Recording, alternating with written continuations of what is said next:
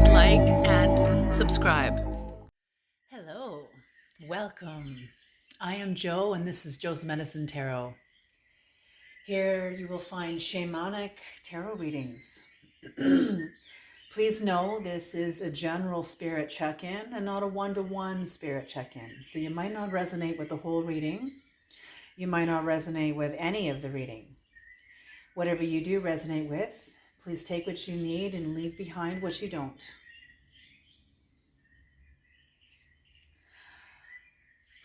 If you are new to my channel and you like my style of reading, please like, comment, and subscribe. Please leave a comment in the comment section letting me know what you enjoyed about the reading. And welcome to my channel. If you are a returning viewer or returning subscriber, thank you viewers and subscribers for your views and for your subscriptions, you guys. Oh my gosh, I can't even tell you. Thank you. Your views and subscriptions have helped the algorithm and helped my channel grow, and I thank you guys so very, very much. And with that, I also want to thank the medicine keepers. These are the paid members of this channel. If you want to become a medicine keeper, it's $2.99 a month. You get 2 medicine keeper readings a month. You get to vote on those readings in the comment section if you want me to make those readings public or keep them private for the medicine keepers only. Excuse me. And also I choose one name out of the membership every month for a free personal reading from me.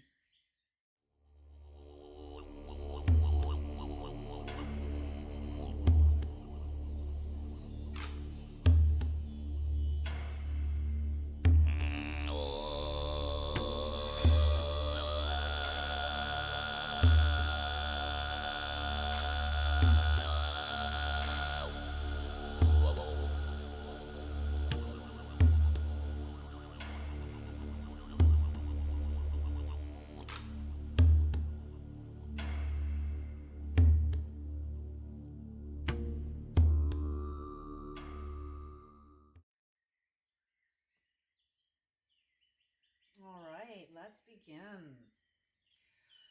Creator, please bless this reading.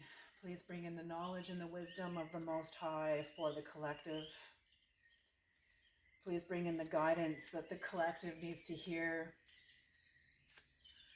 Let clarity, love, and guidance of the highest realms enter into the sacred space. Thank you. And please use me as a clear channel. All right.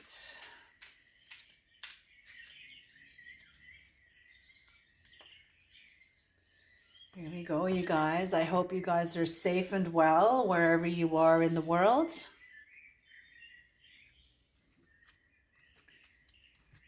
And I commend you guys on the work you guys have done that brings you to my channel. Oh, the crows are starting to tap on the roof. You'll hear knocking. That's all the crows on the roof. They're always knocking on the roof. Okay. Yes, because I'm not a typical tarot reader. I channel in high voltage knowledge and wisdom. Sometimes that can come in like a tower. And if you're not ready for it, so if my readings ever piss you off, offend you, challenge you in ways in which or challenge you in areas in which you're not yet ready to look into, click off, even unsubscribe, completely disconnect from this energy. You will be guided back to it regardless if it's to my channel or not. Okay. All right. Okay, Creator, let's begin. Who needs to hear? Whatever this is, you guys already know who and what this is. Let's dive in. Awareness. That you do have a great, people that come to my channel are people that are tapping into their own shamanic capacity in whatever ways. The world is waking up. The world is absolutely waking up. Awareness, freedom, beautiful. Tapping into your own sovereignty, which gives you freedom. drama. Doesn't mean it's going to be easy. You know, it doesn't mean it's going to be easy. Agency, beautiful. This is the spine of the reading. This is the core of the reading. Agency. I see Saturn energy here. So Saturn, what is the root word of Saturn? Or not the root word, but the core energy of Saturn is authority. What is the root word of authority? Author. So Saturn, agency, is when you take over. You become the author of your life. Not your biography, your life story. You've already alchemized that and breathed new meaning into it. You know, you've already alchemized that and breathed new meaning into it. They're asking me to say Isaiah 28. It's a verse, it's a scripture in the Old Testament. I will not share my glory with another, with an other.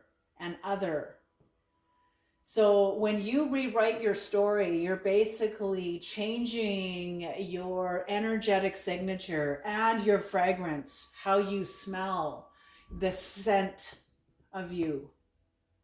That's what anointing is. When people, there are some people that have the gift of scent. They can smell. I'm not sure what that's even called.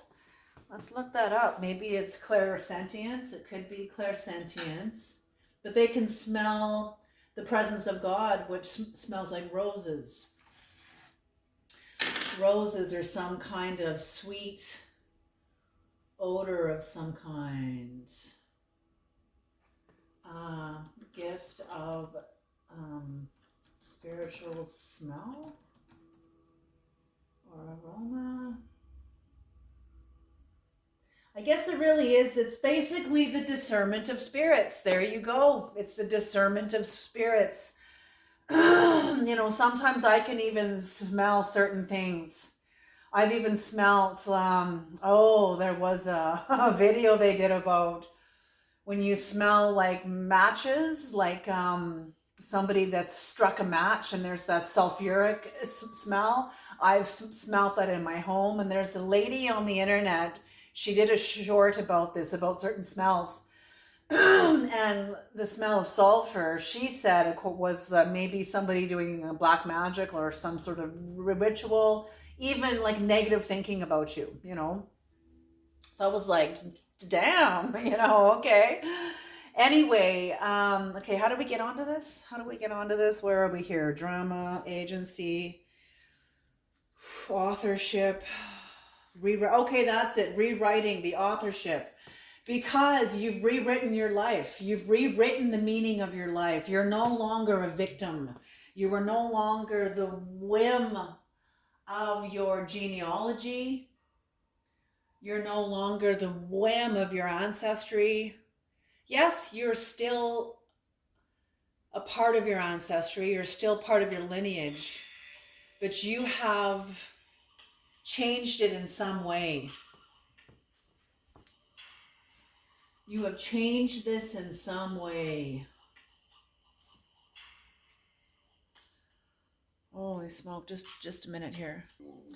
All right, sorry about that. You've changed you've rewritten, you have rebreathed new meaning into the events that have happened to you, some of the most hardest and traumatic events that's happened to you. That's when you gather the things that have happened to you and you thank the Creator for them. That's burning it. That's offering it up, saying, thank you for these.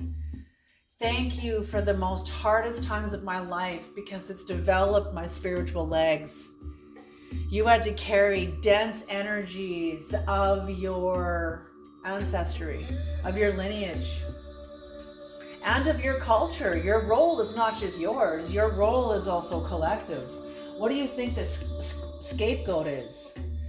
Nobody chooses the role of the scapegoat. that's kind of a symbiotic thing. You kind of take on the blame because you love others, and all of a sudden all the blame then gets put onto you. And this often gets done when we're children. We're like little mini Christs when we're kids. I mean, I'm totally serious. Then we don't understand it, and we go into adolescence and all hell breaks loose, you know. That's usually how it is too. Okay.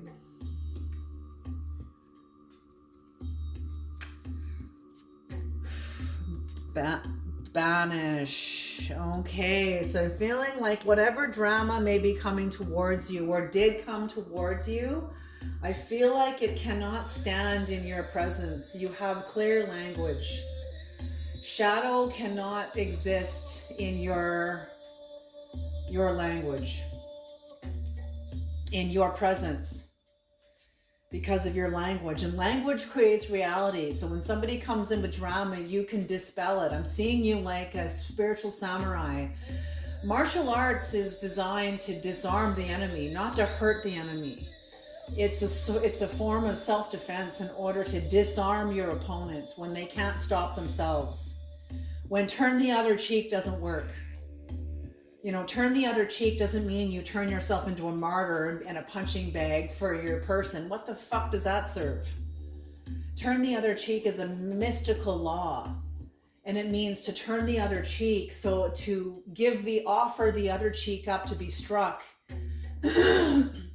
in the higher hopes that whoever means to strike you will become aware that they need to strike out and be able to interrupt that process and rein that in. But some people have not yet even become aware of their most base impulses, you know, and that's where this spiritual samurai comes in, spiritual martial arts comes in. You have to be able to disarm your opponent. Turn the other cheek won't work here. This person is dug into a hell realm like a tick, and they can't hear you. They can't hear themselves. They can't hear the higher laws. The higher dimensions is like acid, you know. So that's it. So that's where martial arts comes in. It's all meant to disarm and so that's where you are. Your language is like a martial arts. So you disarm your enemy just by being clear and just by talking about yourself. You give no, you know, say, okay, here's like an example, like, yeah, you think you're so great. And you'll say, yeah, I've made my mistakes. I can only be as conscious as I can. There's no defense. There's just you being as you are. But there's a martial art going on here. There's an energetic defense mechanism going on here. You're disarming your opponent, your adversary here, just by being truthful. And that's what I mean. That's what I'm feeling, is that drama is not going to be able to stand in your presence when you are clear.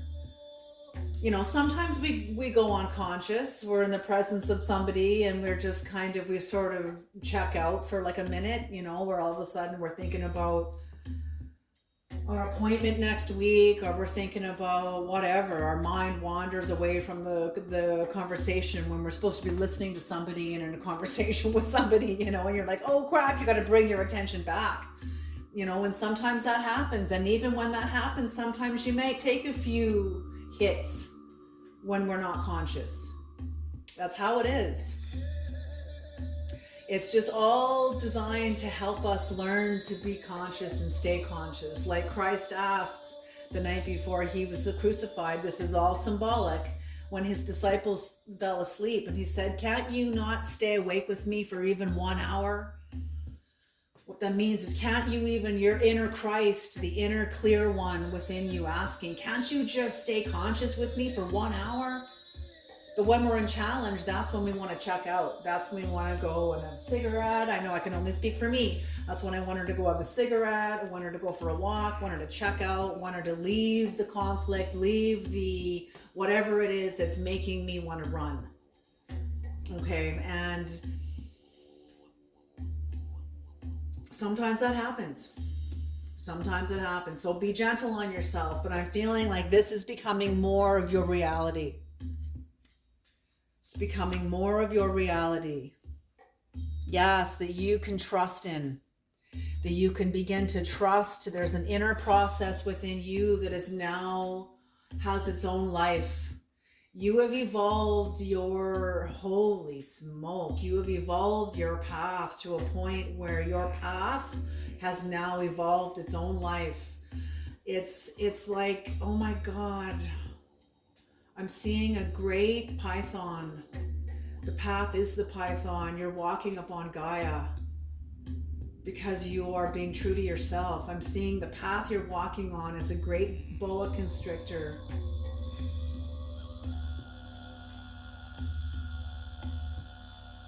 I'm hearing a song by Jim Morrison. What is the snake? The snake? What is the why? Okay, I need to bring this in. Jim Morrison song about the snake.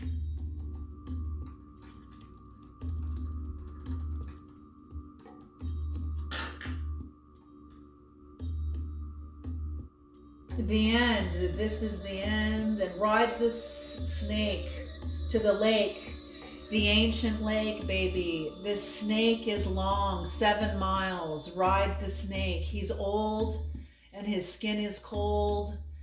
Yes, like you are riding the snake. You are, oh my God, I've never seen this before.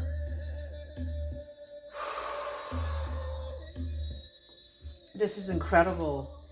So whatever, yes, you are on the path of consciousness. Whatever work you have done, it has crystallized.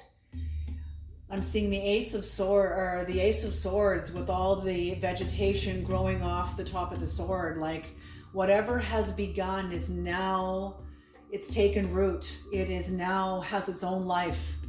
It will now have its own life. Oh, yes. Okay. Okay. Oh my God. Are you kidding me? Okay, so what they're showing me is that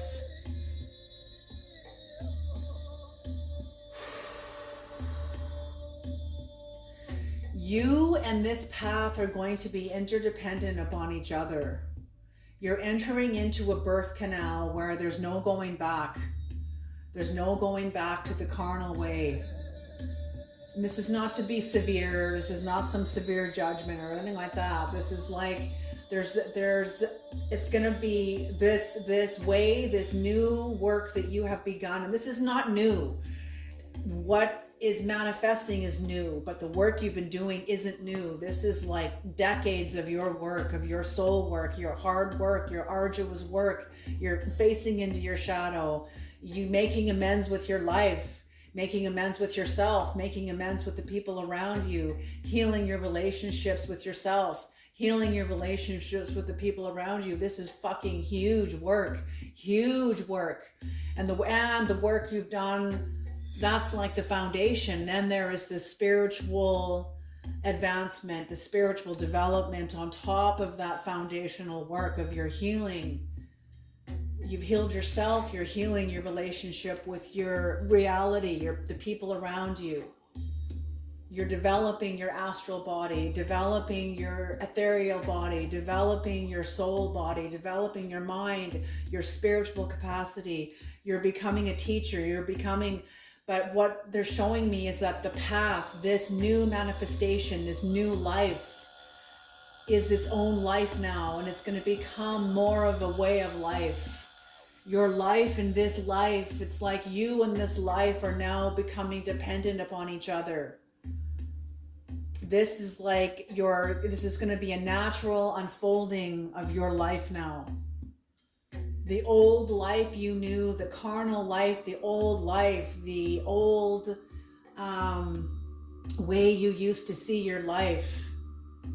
You know, growing up, making your lunch, going to work, paying the bills, coming home, watching TV, going to bed. There was no real meaning. There was no real spiritual work, even though that in itself was work. you're moving through the karmic runoff that you were born into. That's what the carnal life is. We're born into the karmic runoff of our ancestors. Okay? And you were born into that karmic runoff. But that in itself, you began to awaken in it to the point where you have evolved and worked your way into where you are now. And the path you are on now is its own life now. You and this life are now one. This life is going to be more of a way of life for you.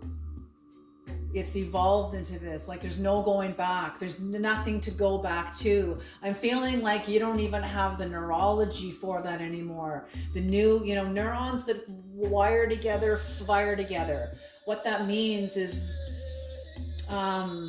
I'll give two examples. A person that is prone to getting angry very quick and very reactive. That's because those neurons have been firing together. They wire together and they fire together over and over and over again until those neurons and pathways had a long-term relationship to each other now because they were repeated so many times. Versus now the opposite. Now it's healing. You have now activated different neurology. You're no longer riding that old neurology. You have put the work in to activate new neurology that you have activated over and over and over, building up a long-term relationship with new neurology now. And that's what I mean. This new neurology now has developed a long-term relationship with each other on this new path. This is fucking incredible. I love this reading. This is incredible. Oh, I thought I had 1, 2, 3, 4, 5, 6. Oh, one more. Okay, one more. Omniscience. So I'm feeling like that's your shamanic capacity, is you can step into omniscience. You can also collapse back down into the moment when you're putting gas in the car, you're pumping up the tires on your bike, you're taking your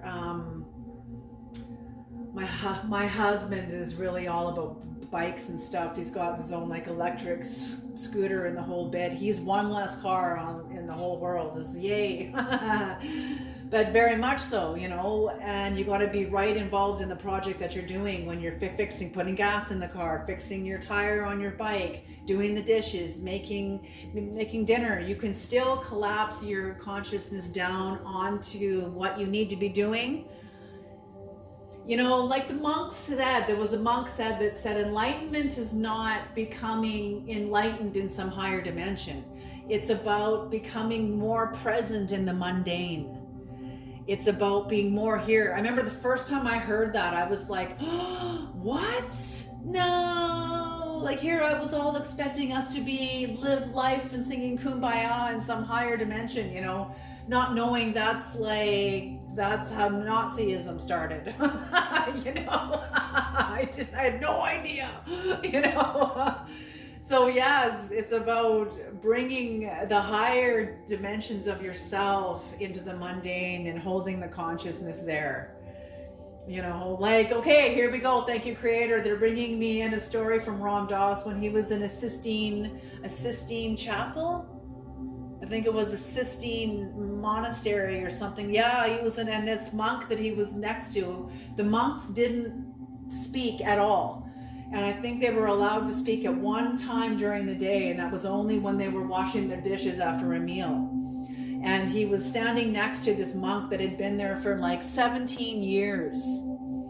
And he turned to him and he asked him, how long have you been here? And the monk said, 17 years. And Ram Dass was watching the monk as he was washing the plate, like very consciously. Every movement, everything was on purpose. It reminds me of the movie The Last Samurai, the way Tom Cruise developed a relationship with the people of Japan and how they lived very on purpose, very incredible with presence, and that's here.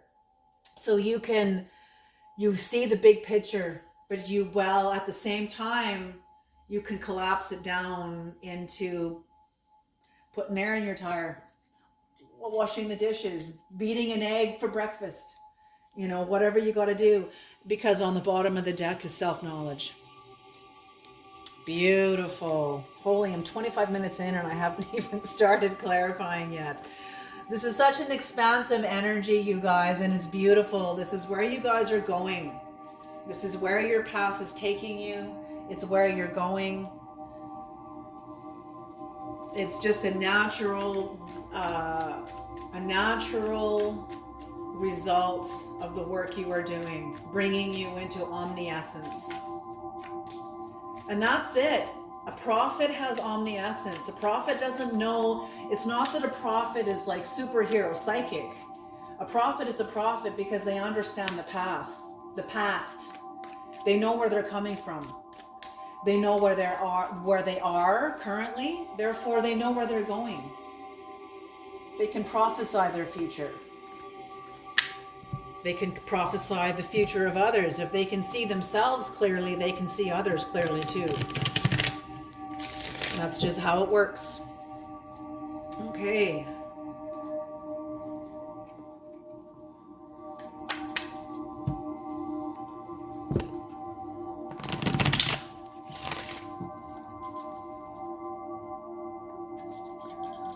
Some clarification, Creator.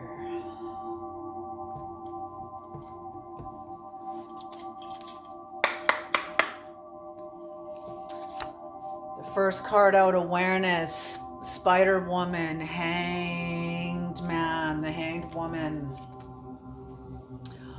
The King of Cups, yes, oh my gosh. So in your awareness, you've made several specific sacrifices for the sake of your own evolution and theirs, whoever was on the other end of these sacrifices. It's like an inclination to love by discontinuing the relationship, having to turn away and focus on your own path. And this is what was required. This helped you also master and balance your own emotions, and you've come into the maturity of the King of Cups. This is what gives you emotional freedom, spiritual freedom. You have the freedom to choose. So you've entered into Kairos. That's exactly what this is. You've entered into Kairos, because when we are in Chronos, we're unmanned fire hoses. We're reactive. We don't know. We get into power plays. We're trying to win. Everything is about us and them. Win, lose, right or wrong. It's always a game of chess. Only one person can win. That is Chronos. When you get into Kairos, all that falls apart. Because you're in Kairos, you have done the work where it's not just all just fall apart all of a sudden. It's falling apart as you're evolving. And you don't even know when you arrive in Kairos, except the fact that you will realize you're in Kairos, you're in present time. You have released enough psychic energy, lead-filled energy within your psyche. You have released enough lead out of your psyche where you're not so dense anymore. Your growth has accelerated. And the work you have been doing allowed you, because that's what I mean, the lead you have released has accelerated you, allowing you to make certain major sacrifices in your life to honor the mysterious, to honor the mystery of the web that we're all connected to. You're being called in a certain direction, and you can't bring old connections with you. You had to let go of connections, but you couldn't let go of these connections because you were too lead-filled. And the work you had done, you couldn't let go of these in the past, but like in the past, further back. But you've let go of these within the last 5 or 6 years. You've let go of certain relationships with family, friends, people, workplace religion. Maybe you've even left countries. You've moved out of the country. You have evolved. You've had to make certain sacrifices. You had to for your sovereignty. Systems must fail us. Systems of power, let me make this clear. Systems of power, government systems, marriage systems, friendship systems, monetary systems, workplace systems, whatever. These are relationships that are outward, that we rely on. They give us power or take power from us. Maybe we give them power. It's all like it's all relative, man. It's all relative. Okay, but systems of power must fail us. They must fail us. Our sovereignty depends on it. And that's what I feel that you have gone through, done a certain amount of work in your life where you have become aware of this. Even if you didn't necessarily have the language for it. Okay, they're showing me the bird again, the internal guidance system. You have some sort of an internal guidance system that guides you forward, guides you away from certain relationships. Even if it was taboo to do it, you had to do it. And this is why heaven, I feel, is turning its eyes towards you. I feel like you are very, very blessed. Very, very blessed. Yes, and that's what I mean. Oh my God, what did I say? The samurai. The samurai. There we go. The drama that comes towards you, you meet it head on as the white buffalo calf woman offering the peace pipe. Somebody means to disarm. Somebody means to kick your feet out from under you, but you're like a buffalo. You're firm on all four hooves, landing on the planet with agency. Boom.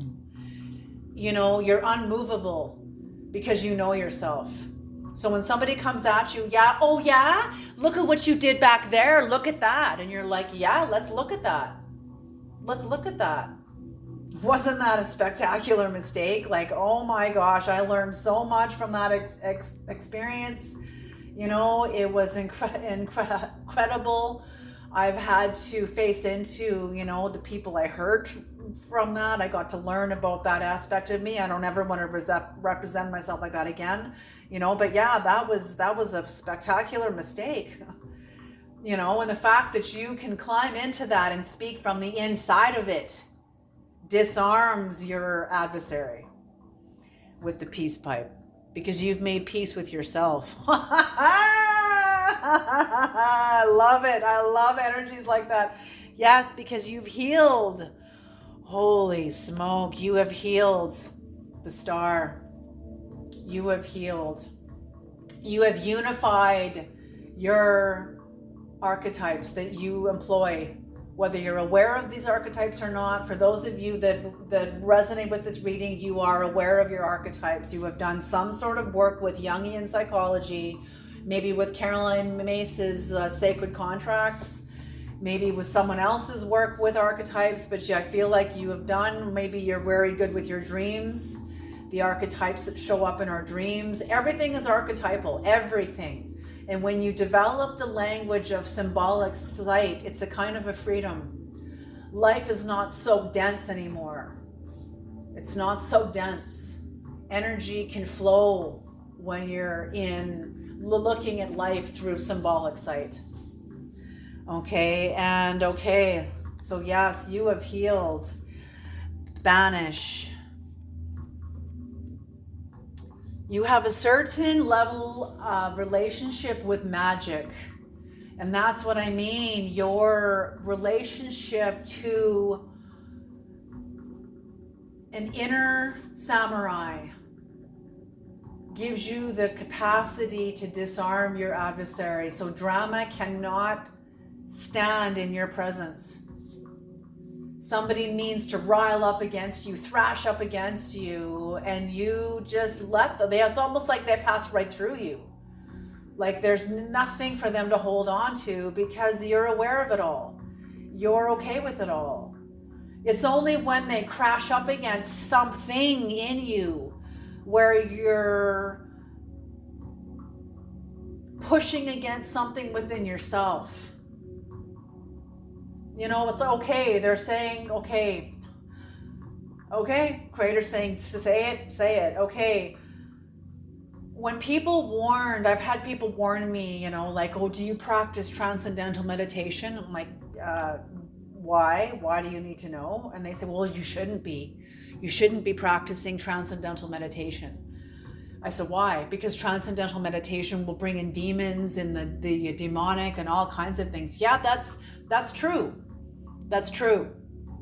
What this person, you know, when you take a look at occult studies and paranormal and true life paranormal stories, yeah, that have happened, like Amityville, that's like an actual thing. There was transcendental meditation involved. But if you're okay with yourself and you've attained the seat of your soul, what is there to want? What is there to want? Yeah, you still got to, you know, put food on the table and fill your fridge with food and eat and be able to get to work and be able to do whatever you got to do. Yes, but that's not wanting anything. That's you were living Dharma. That's Dharma. That's Dharma. Wanting is when you're like, when some sort of a distraction catches your eye outside of your Dharma and you're like, oh, I want that. Okay, that's different. Or you want some sort of stardom or some sort of recognition for greed or some sort of lower nature. The drive is coming from the lower dimensions, the 7 chains from the 7 planets. There's some sort of lower drive in your neurology that's been activated. That's different. Yes. You know, and I've heard, okay, so Christ practiced transcendental meditation all the time. The reason why Christ didn't get possessed by demons is because he didn't want anything. It's the same thing with monks, Tibetan monks. They practice transcendental meditation. Do you see them getting possessed by demons? You know what I'm saying? Like, when you take the seat of your soul, what is there to want? When you're outside the seat of your soul, you want everything because you think that is where the seat of your soul is in the stardom, in that image, if I buy that, I'm going to finally feel satisfied and okay with life. And you'll never find the seat of your soul out there in the world. It is within you. And that's what I'm feeling where you are.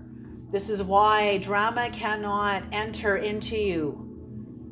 You have, or you're coming into a place where drama will not be able to stand. You'll be able to face into anything that is accused of you, that is spoken to you. You have a clarity of mind, very sound mind, where you can disarm.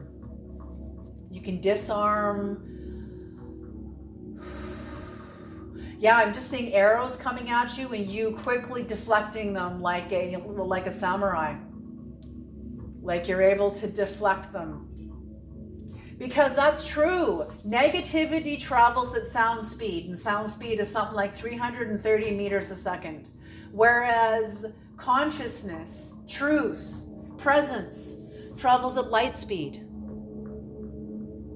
So that's why you're able to deflect negative insults or comments that come to you at sound speed, because you're operating at a very much accelerated dimension. There's a lady in India, and I can't remember what her name was, but she lived only on light. She ate very little food, and she ate only light. I don't know if this was astral light. It was probably astral light and sunlight. You trust in your forgiveness, and you also trust your underworld. You have a relationship with your upper world and your lower world.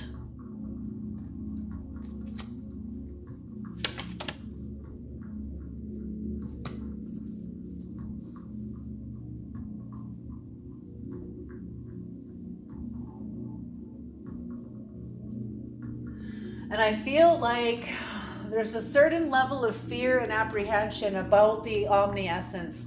And I don't know if this energy is coming from you.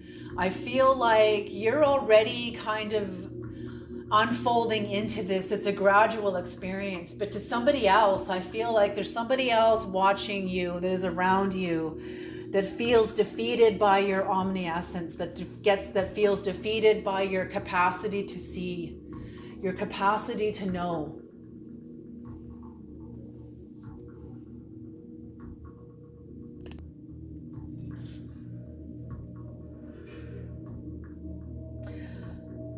Yeah, I feel like this is someone else's energy, because I'm feeling like someone didn't see you the way you are. They saw you the way they are. And now that you are, for whatever reason, someone is seeing you clearer. Maybe you've got a platform online. What is this omniscience, creator? What is this? What's on the bottom of the deck? The moon in reverse. The moon in reverse. Okay, let's put that up here. The moon in reverse. Yes, and that's why you have self-knowledge, because you're aware of your mistakes. You're aware of where you were out of alignment. You're aware of where your vulnerabilities were. Like whoever you are, I feel like you have eyes on like you're very aware of yourself. Okay, I just heard my auntie. She said one of her beautiful statements to me, one of my favorite quotes of her, where she said, a lone wolf is constantly maintaining their boundaries.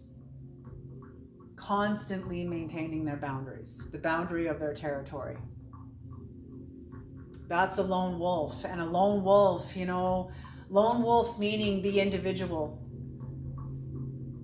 So whoever you are, you have broken out of a group mind into your individuation. You've went through some sort of an individuation awakening. You know yourself. You know yourself in the group. And we're always going to be part of groups. Always. The key is not to lose your sovereignty to the group. To be in the group, but not of the group. That's just how it is. Okay, what is this omniscience? What is this omniscience, creator? Omniscience.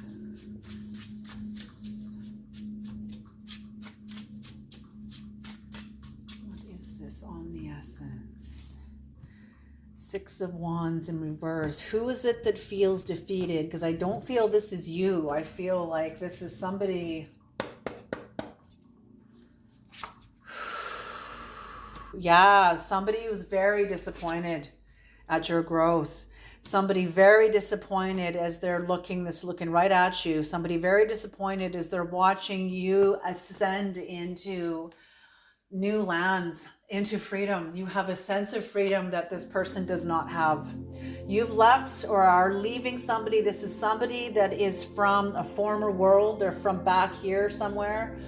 From a cycle that you have come out of, probably somebody that was sacrificed, that you sacrificed out of your life, attached to a relationship that you're no longer giving to. They're seeing you move on because you made a judgment call. You saw things as they actually are. You made a judgment call. Somebody very disappointed who sees you heading into your own sense of freedom, of your life, of yourself, of your sense of agency, your healing, all of this. Like you've passed through the eye of a needle, and now you're coming into a level of favor, power, and somebody feels absolutely defeated at your growth because of your growth. I feel like, they're showing me someone ganged up on you, had people that ganged up on you with them. And this person feels like they won. They were able to defeat you. I feel like you took hits for the team. I feel like you had to stand alone. There were people that were around you that knew what was going on, but didn't support you. This could have been under contract too. Maybe these people who didn't support you aren't even aware of the higher contract of what they're involved in. But I'm feeling like the creator determined it. You and the creator and this person determined that they would not support you, so that you had to find your way through. Now you have found your way through, and this birthed you. This birthed your relationship to your authenticity, your agency.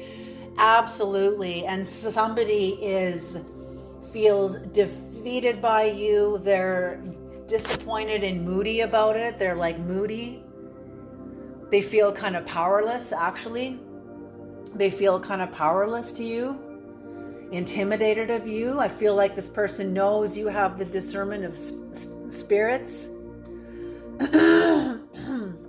You've earned your rights into this upper land. I'm feeling the conditions, the social conditions around you are honoring you, are embracing you.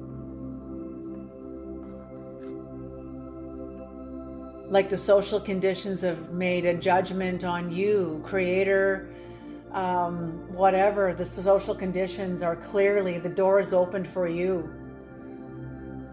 You are being honored. You are being honored. Yeah, what's on the bottom of the deck here is the Queen of Cups in reverse, and this is regarding this person who we're talking about. So, yes, you're aware of your mistakes. This person is not yet aware of their mistakes. This person is still insecure and has a codependency on the group mind. They're unclear about you. They are very interesting. They're intimidated of you. That's what it is. They're very intimidated of you. I don't think this person has met anybody like you, because I don't think this person really saw you clearly in the past, but they certainly see you clearly now. All right. All right, you guys. And and what's on the bottom of the deck after that? Haha, is the High Priestess in reverse.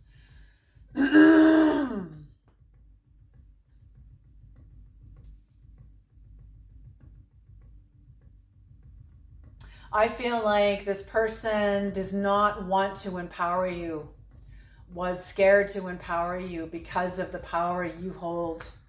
I feel like you are the High Priestess. They know you're the High Priestess, and they don't want to see you this way. They're for their own reasons. It has nothing to do with you. It has nothing to do with you.